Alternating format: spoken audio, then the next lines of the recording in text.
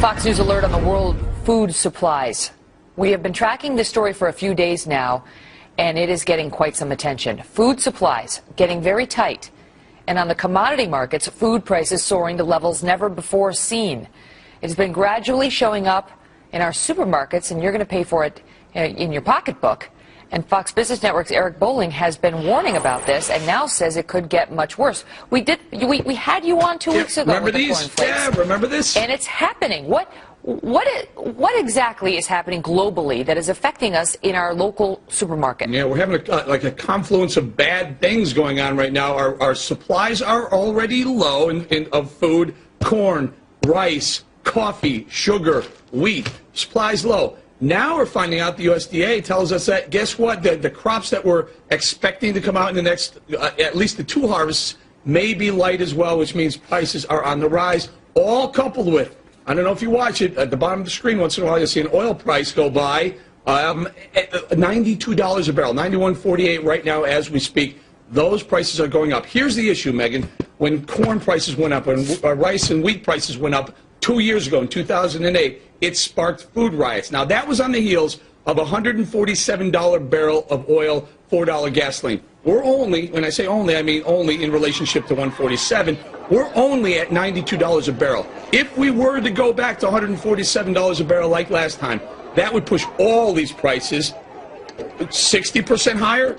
That's a big problem because these prices are high right now on the wholesale level. They're making their way to the supermarket. Go to the supermarket. And the thing is, they're not only talking about higher prices, which is a big enough concern, but they're also talking, the World Economic Forum apparently warning that a rising global population, greater prosperity, are putting unsustainable pressure on resources. And they say, Eric, we could be looking at the specter of shortages, which could lead to social, political instability, geopolitical conflict, and irreparable environmental damage. I mean, this is something that could affect us on many levels. Not could, will affect us. You see this, I'm holding up rice right here, because in 2008, when oil went to $147 a barrel, rice prices spiked to $25 per 100 metric tons. They're right now around 20. If we were to see that again last time, the food riots that you saw on the side of the screen a little while ago would pale in comparison this time because people aren't as well off. The last time this happened was on the heels of a very robust world economy. We're not there right now.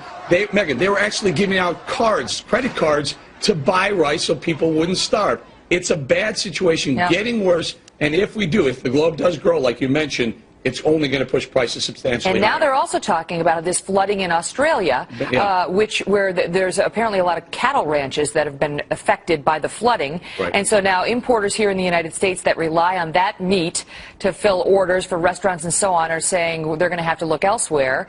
And that may cause some problems because, you know, there's been some problems with importing meat from other places like South America. So now Americans could be affected in more ways than they know. Let me show you how these things work. Australia is known for producing 2 things, a lot of meat and also a lot of wool. What happens with the meat? Meat prices rise, they've been going up. Wool prices, what else do you use besides wool as a complementary item or commodity?